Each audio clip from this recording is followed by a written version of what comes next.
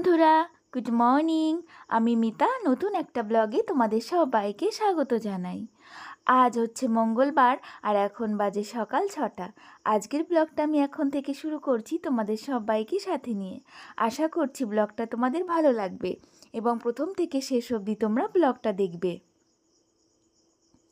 ঘুম থেকে উঠেছি, তবে আজকে সকালে তেমন একটা মেঘ নেই। জানি না বৃষ্টি হবে কি না। তবে এখন কি হয়েছে বলো তো, এখন কিন্তু মেঘ লাগছে না, এমনিতে কখন যেন বৃষ্টি ঝমঝম করে চলে আসছে, মানে বোঝাই যাচ্ছে না। দেখছি পায়েটা পরিষ্কারই রয়েছে, 10 মিনিট পরেই দেখছি আবার বৃষ্টি চলে আসছে। ওই যে সামনেই তো রথ, এখন তো এরকম বৃষ্টি হবেই। আর রথের সময় এমন কোনো দিন নেই যে বৃষ্টি হয় না। আর এখন তো বৃষ্টি হবেই, যেহেতু বৃষ্টির সময়। তো আমি দেখো এখন এই যে বালতি ভরে জল নিয়ে এলাম কলপাড়ে। এখন এখানে বসে বাসনগুলো মেজে নেব। আর এই যে হয়েছে আমার একটা সকালবেলা খাটনি, রোজ আমাকে এইভাবে জল টেনে টেনে কিন্তু কাজ করতে হয়। আগে না সকালবেলাতেই কিন্তু টাইম কলের জল চলে আসতো, 5:30 6টার মধ্যে কিন্তু টাইম কলের জল চলে আসতো। আর আমি কি সুন্দর কাজ করতাম, সেই দিনগুলোর কথা মনে পড়ে আমার ভীষণ খারাপ লাগে যে এই যে সকালবেলা জলটা চলে এলে আমার এই খাটনিটা করতে হয় না। আর এখন সেই 8টার আগে কিন্তু জল আসে না, আর একদম 8টার সময় জল আসবে। তবে 8টার মধ্যে কিন্তু আমার সমস্ত কাজ কমপ্লিট করা হয়ে যায়। ভাবতে পারো তাহলে কি অসুবিধা হচ্ছে, ওই সমস্ত জলগুলো কল থেকে টেনে টেনে এনে এখানে আমার কাজ করতে হয়। তো তোমরা হয়তো বলতেই পারো, তাহলে দিদিভাই তুমি এখানে কাজ কেন করো, তুমি ওই কলপাড়ে গিয়েই তো কাজ করতে পারো, তাহলে জলগুলো টানতে হয় না। সত্যি কথা বলতে ওখানে এত পরিমাণে মশা, তোমাদের কি বলবো, ওখানে কাজ করার মতন পরিস্থিতি নেই। মানে বসে কাজ করা যাবে না তোমাকে, মানে কি বলবো, একদম খেয়ে ফেলে দেবে, এত পরিমাণে আমাদের বাড়িতে মশা। যেহেতু ওই কলটা একটু বাগানের দিকে, তো পেছনের দিকে, সেই জন্য। আর এটা যেহেতু একদম উঠোনের উপরে, এখানে কিন্তু অতটাও মশা নেই। ওই দেখা গেল একটা দুটো হয়তো লাগে, আবার কখনো লাগেও না। তো সেই জন্য ওই জল টেনে এনে এখানে আমাকে কাজ করতে হয়।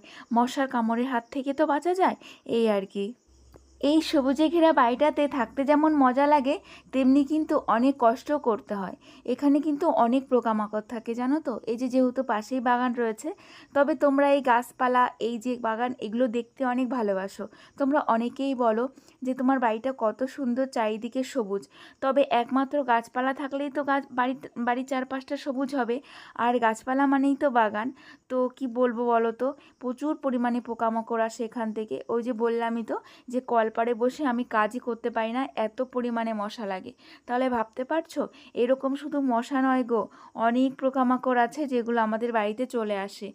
এমন এমন ধরনের পোকা আসে যে আমি হয়তো সেগুলোকে কোনো দিন দেখিইনি। তাই ভাবি যে এই যে বাগানের পাশে বাড়ি ছিল বলে কিন্তু আমি অনেক ধরনের পোকা চিনে গেলাম। এত রকমের পোকা হয়তো তোমরাও দেখোনি। বিভিন্ন ধরনের বিভিন্ন রকমের কিন্তু পোকা এখান থেকে আসে। আর আমার তো ভীষণ ভয় লাগে। আর যখন ওই যে পোকাগুলো উঠে আসে না, তখন মনে হয় না যে এই বাড়িতে আর থাকি, মানে এই রকম। তো যাই হোক, সকালে সমস্ত কাজকর্ম কিন্তু আমি করে নিয়েছি। আর মাকেও দেখলে 1 গ্লাস কিন্তু প্রোটিন পাউডার করে দিলাম। আজকে আর ছাতু করে দিইনি, আজকে একটু প্রোটিন পাউডারই করে দিয়েছি। আর তারপরে এই যে স্নানও করা হয়ে গেছে। জামা কাপড় বলতে আজকে ওই যে ওই ছোট্ট ঘরটা, যে বেড কাভারটা তুলেছিলাম, সেটাই কিন্তু আজকে কেচে দিয়েছি। সারিফা বুনু কমেন্ট করেছো, তুমি বলেছো দি ভাই আমি যে তোমাকে কমেন্ট করি তুমি রিপ্লাই দাও না কেন। আমি তো সবাইকেই রিপ্লাই দিই গো, হয়তো তুমি কোনো কারণে মিস্টেক হয়ে গেছো। কি কমেন্ট করেছিল গো, আমি না ভুলে গেছি। যদি তুমি কিছু আমার কাছে জানতে চাও তাহলে আবার বলো, আমি অবশ্যই তোমাকে কমেন্টে জানাবো। আর বৃষ্টিদি ভাই তুমি কমেন্ট করেছো, তুমি বলেছো যে বোন তুমি কি শাড়ি পরো না নাকি। হ্যাঁ গো দি ভাই, আমি শাড়ি পরি, তবে সব সময় না পরা হয়ে ওঠে না। ওই যে বৃহস্পতিবার সোমবার এই রকম কোনো বার দেখে না আমি শাড়ি পরি। আর কি বলো তো, এই যে এখন গরম পড়েছে না, গরম পড়ে শাড়ি পরে না একদমই কাজ করা যায় না। আর শাড়ি পরতে অনেকটা টাইম লেগে যায়, সেই জন্য আমি স্নান করেই নাইটিটা পরেই না আবার কাজ করতে লেগে পড়ি। তবে দি ভাই তুমি বোধহয় আমার নতুন ব্লগ দেখছো, ওই জন্য দেখোনি। আমার আগের অনেক ব্লগে কিন্তু শাড়ি পরে আমি ব্লগিং করেছি। তবে এখন এই যে প্রচুর গরম আর বাইরে বৃষ্টি হয়, তো এবার যেহেতু বাইরে গিয়ে আমাকে কাজ করতে হয়, শাড়ি পরে না একটু অসুবিধা হয়ে যায়, সেই কারণে। তবে আবার আমি পরবো, অবশ্যই পরে ব্লগিং করব, আর তুমি দেখতেও পাবে। আর এই যে এখন কিন্তু সোজা ছোটো ঘরটাতে এসেছি, আর এই ঘরটাকে এখন এই যে বিছনাটা সুন্দর করে তুলে নিচ্ছি। আর কালকে তো বেড কাভারটা চেঞ্জ করেছি, ঘরটাকে গুছিয়েও ছিলাম, তোমাদেরকেও দেখিয়েছি।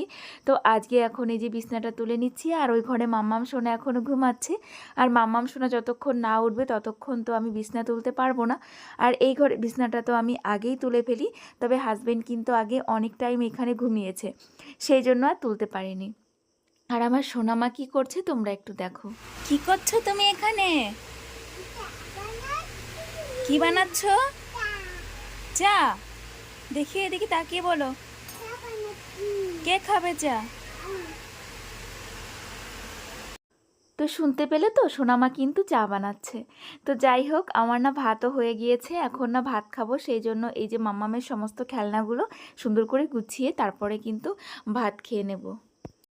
আর জোনাকি বুনু, তুমি কমেন্ট করেছিলে যে তোমার মেয়ে তো অনেক লক্ষ্মী, তুমি ঘরটাকে যেভাবে গুছিয়ে রাখো ওইভাবেই থাকে। দিদিভাই, তোমার মেয়ের বয়স কত গো? আমি ত্রিপুরা থেকে দেখছি। সত্যি কথা বলতে হ্যাঁ, মেয়ে কি বলো তো, এলোমেলো করে, করে না তা না, ও জামা কাপড় এলোমেলো করে, খেলনা এলোমেলো করে, তারপরে ওর যে জামা কাপড় আমি ভাঁজ করে রাখি সেগুলো এলোমেলো করে, বিছনায় উঠে বালিশ কাঁথা সমস্ত এলোমেলো করে। তবে আমি কি করি বলো তো, ও যখনই যে জিনিসটা এলোমেলো করে তখনই কিন্তু সেটা আমি গুছিয়ে রাখি, মানে ওর খেলা হয়ে গেলেই সঙ্গে সঙ্গেই সেটা গুছিয়ে রাখি। এতে করে আমার ঘরটা কিন্তু সবসময় গোছানো থাকে। আর তোমরা তো সবাই জানো, গোছানো গাছানো সংসারেই কিন্তু লক্ষ্মী বিরাজ করে। যেখানে নোংরা আবর্জনা থাকে সেখানে কিন্তু লক্ষ্মীমা একদমই আসেন না। তো সেই জন্যই না আমি সব সময় চেষ্টা করি, মাম্মাম যদি ঘর মানে অগোছালো করেও, তো সেখানে আমি সব সময় কিন্তু পরিষ্কার করে রাখার চেষ্টা করি, এই আর কি। আর তুমি জানতে চেয়েছো মাম্মামের বয়স কত? মাম্মামের বয়স হচ্ছে 3.5 বছর। আর তুমি ত্রিপুরা থেকে দেখছো, অনেক ধন্যবাদ বুনু, এভাবেই আমার পাশে থেকো।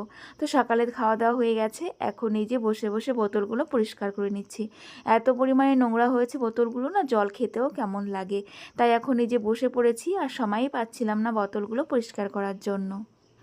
সত্যজিৎ বিশ্বাস আইডি থেকে একটা বুনু আমাকে কমেন্ট করেছে, বলেছে দিদি আমি তোমার ছোট বোন, আমার বাড়ি কৃষ্ণনগর, আমি তোমার সাথে একবার দেখা করতে চাই, তুমি খুব মিষ্টি আর মিষ্টি মিষ্টি কথা বলো, আমার নাম সোনালি, এটা আমার দাদার আইডি। তোমার বাড়ি যেহেতু কৃষ্ণনগর বলেছ, সেহেতু তোমার বাড়ি থেকে কিন্তু আমার বাড়ি বেশি একটা দূর নয়, আমার বাড়ি হচ্ছে বগুলা। তুমি চাইলে আমার সঙ্গে দেখা করতে পারো বুনু, কোনো অসুবিধা নেই। আর তুমিও অনেক মিষ্টি, সেই জন্য আমাকে তোমার এতটা মিষ্টি লাগে। আর তুমি বলেছো তোমার নাম সোনালি, সত্যি কথা বলতে আমার মামামের নামও কিন্তু সোনালি, তবে সেটা ওর দিদুন আর মামারা এই নামে ডাকে কিন্তু, মানে ওর দিদুন এই নামটা দিয়েছে সোনালি, আর দিদুনও ডাকে, ওর মামারাও কিন্তু ওকে ডাকে। তবে ওর দিদুন যদি ওকে অন্য নামে ডাকে, সে নামে কিন্তু আমার মামাম শুনবে না, সোনালি বলেই ডাকতে হবে। তো তোমার নামটা কিন্তু অনেক সুন্দর। আর এভাবেই ভালো থেকো, এভাবেই আমার পাশে থেকো। আর এই যে দেখো, এখন আমি বসে পড়েছি দুধ আর হচ্ছে মুড়ি দিয়ে আম দিয়ে মাখিয়ে খেতে। তোমরা কে কে এইভাবে খাও আমাকে অবশ্যই কিন্তু জানিও। আমার এটা কিন্তু খেতে অনেক ভালো লাগে, আর খেতেও কিন্তু অনেক টেস্টি, জানো তো। তো দেখো, এখন আমি বাচ্চাদের মতন এই যে খেতে বসে গেছি। কালকের একটু দুধ ছিল, ভাবলাম নষ্ট হয়ে যাবে, সেই জন্য এভাবেই কিন্তু খেয়ে নিচ্ছি। মনীষা লাইফস্টাইল থেকে একটা দিভাই কমেন্ট করেছে, বলেছে কি তুমি ওয়াটারমার্কটা সরাওনি কেন? কোন ওয়াটারমার্কটা দিদিভাই? আমি না বুঝতে পারছি না, প্লিজ তুমি আমাকে বলবে? যদি সরানোর প্রয়োজন হয় আমি অবশ্যই ওখান থেকে সরিয়ে দেব। আর তুমি কোনটার কথা বলছো আমি কিন্তু বুঝতে পারছি না। আর এই দেখো, এখন চলে এসেছে বৃষ্টি, তবে ভাগ্যিস আমি মাম্মামকে স্নানটা করিয়ে নিয়ে এসেছিলাম বৃষ্টির আগে। আর আমি কিন্তু সমস্ত সবজিগুলোও কেটে নিয়েছি রান্না করব বলে, সবে রান্না বসাবো, আর এর মধ্যে দেখো ঝমঝম করে বৃষ্টি চলে এসেছে। তোমাদের বললাম না যে বৃষ্টি যে কখন আসে না বুঝতেই পারি না। সমস্ত জামাকাপড়গুলো তুলে ফেললাম, আর তারপরে এই যে এখন দাঁড়িয়ে দাঁড়িয়ে বৃষ্টি দেখছি, আর তোমাদেরও একটু ভিডিও করে দেখাচ্ছি। আর চুমকি বুনু কমেন্ট করেছো, তুমি বলেছো হাই দিদি ভাই, তুমি কেমন আছো? আমি ভালো আছি বুনু, তুমি কেমন আছো? তুমি বলেছো যে তুমি কি গান শোনো সঙ্গীত বাংলায়? আমিও সারাদিন গান শুনি সঙ্গীত বাংলায়, আমার সিরিয়াল একটুও দেখতে ভালো লাগে না। সঙ্গীত বাংলায় গান শুনি বলতে, আমি যখন ওই যে ঘরে কোনো কাজ করি তখনই আমি গান চালিয়ে দিয়ে কিন্তু কাজ করি। তবে সিরিয়ালও আমি দেখি, তবে সেটা কিন্তু রাতের দিকে, দিনের বেলায় নয়।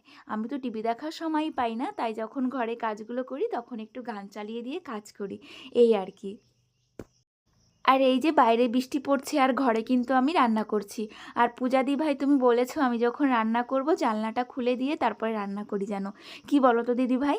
এই যে এখন যেহেতু বৃষ্টি আসছে সেই জন্য কিন্তু এই যে খুলে রান্না করতে পারছি না।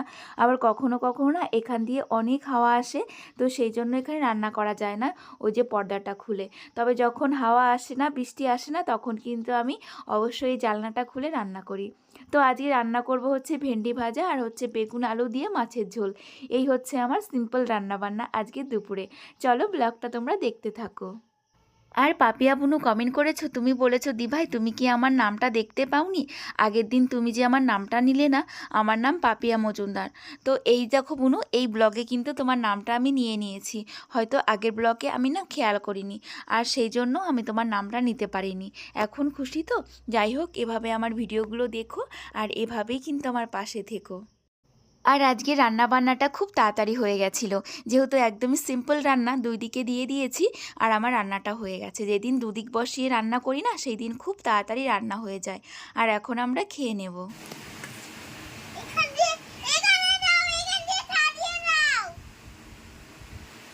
তোমার তুলছি না, শুধু ভাতের থালায় তুলছি।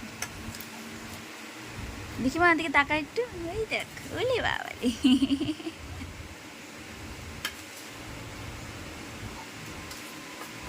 কিছু বলো।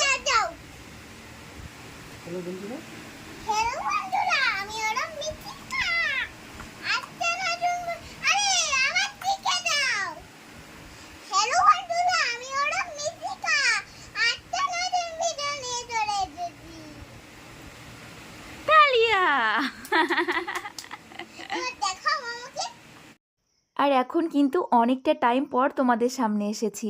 বিকালের সমস্ত কাজকর্ম করা হয়ে গেছে আর এখন কিন্তু বাজে 7টা। তো ভাবলাম মাম্মামকে নিয়ে একটুখানি বই নিয়ে বসাই। আর এখন তো একটু একটু করে বড় হচ্ছে, ওকে না পড়ালে তো হবে না। তবে মাম্মামকে কিন্তু একটুও চাপ সৃষ্টি করি না পড়াশোনার জন্য। কেন কি এখনই তো ওর খেলার সময় বলো, এরপরে তো অনেক পড়াশোনার চাপ আসবে, তখন তো ও একটু খেলতেও পারবে না। পড়া থাকবে, স্কুল থাকবে, কত কি থাকবে, ও একটু টাইমও পাবে না। তবে এই সময়টাই তো ওর খেলার সময় বলো। তো সেই জন্য মাম্মামকে একদমই পড়াশোনার জন্য চাপ দিই না। ও ইচ্ছা করলে লেখে, না ইচ্ছা করলে না লেখে। তো আমি এই যে একটু লিখে লিখে দিচ্ছি, যদি মাম্মামের ইচ্ছা হয় লিখবে, যতটা খুশি ততটা লিখবে। তো আমি বেশি একটা চাপ দেব না। তবে মাঝে মাঝে না খুব রাগ হয়ে যায়, মানে বলি যে এটা লেখো, ও একদম লিখতে চায় না, তখন কিন্তু মাথায় প্রচণ্ড পরিমাণে রাগ হয়ে যায়। পূর্ণিতা বুনু কমেন্ট করেছো, দিদি আমি প্রায় 2 মাস ধরে তোমার ভিডিও দেখতে পারি না। গ্রামের বাড়িতে গিয়েছিলাম, সেখানে গিয়ে পক্স উঠেছিল, অনেক অসুস্থ ছিলাম। এখন সুস্থ হয়েছি আর আবারও শহরে এসেছি। এখন থেকে প্রতিদিন তোমার ভিডিও দেখতে পারবো দিদি। এতদিন তোমার ভিডিওগুলো খুব মিস করেছি। হ্যাঁ গো বুনু, আমিও কিন্তু তোমাকে অনেক দিন ধরে দেখতে পাচ্ছিলাম না, তোমার কমেন্ট দেখতে পাচ্ছিলাম না। এতে করে কিন্তু আমিও ভাবছিলাম যে তোমার কি হয়েছে। হয়তো ভেবেছিলাম তোমার আর আমার ব্লগ দেখতে ভালো লাগে না, সেই জন্য আর দেখো না বা তুমি কমেন্ট করো না। তবে তোমার যে শরীর খারাপ হয়েছে সেটা তো আমি জানতেই পারিনি, তাহলে অবশ্যই তোমার খোঁজ খবর নিতাম। তো বুনু কি বলো তো, তোমাদের যখন একটু শরীর খারাপ হবে না, তখন এইভাবে আমাকে একটু জানিয়ে দেবে আগে থেকে। না হলে না আমিও তোমাদের জন্য খুব টেনশন করি। দেখো 1-2 দিন যদি আমি ব্লগ না দিই, তোমরা কিন্তু সবাই অনেক টেনশন করো আমার জন্য। তাহলে এদিকে তো আমিও টেনশন করব, তাই না বলো, তোমাদের যদি শরীর খারাপ হয়।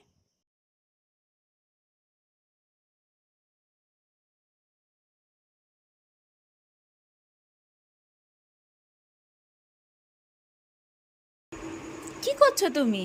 দুধ দিয়ে না খেয়ে জল দিয়ে খাচ্ছ? তাড়াতাড়ি খাও। দুধটা, বিস্কুটটা দিয়ে দুধ খেয়ে তারপর দুধটা চুন দিয়ে খেয়ে ফেলো। তাড়াতাড়ি করে খাও, এরপরে ভাত খেতে হবে তো। ভাত রান্না করবো এখন আমি, ভাত খেতে হবে না? আর কতক্ষণ লাগবে তোমার খেতে? 2 ক্ষণ? মুখে লেগেছে, বিস্কুট দিয়ে খাচ্ছো, তাড়াতাড়ি করে খেয়ে নাও, তাড়াতাড়ি করে খেয়ে নাও। তো তোমরা তো দেখতেই পেলে, মাম্মামকে কিন্তু দুধ দিয়ে দিয়েছি আর দুধের সঙ্গে কিন্তু 2টো বিস্কুট দিয়েছি। মাম্মাম কিন্তু বিস্কুট 2টো ভিজিয়ে ভিজিয়ে এখন দুধটা খেয়ে নেবে। আর এখন ওই 8টা 8:30 তো বেজেই গেছে, সেই জন্য ভাতও বসিয়ে দিলাম রাতের জন্য। তো চলো আজকের ব্লগটা এখানেই শেষ করছি। তোমরা সবাই ভালো থেকো, আমরাও ভালো আছি। তোমাদের সবাইকে টাটা অ্যান্ড গুড নাইট।